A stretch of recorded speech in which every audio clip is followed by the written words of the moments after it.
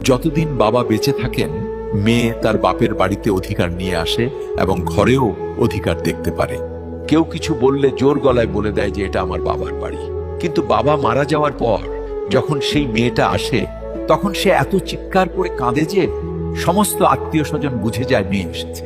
সেদিন মেয়েটি তার সাহস হারিয়ে ফেলে, কারণ তার বাবা আর নেই। তার সাহসও সেদিন মরে যায়।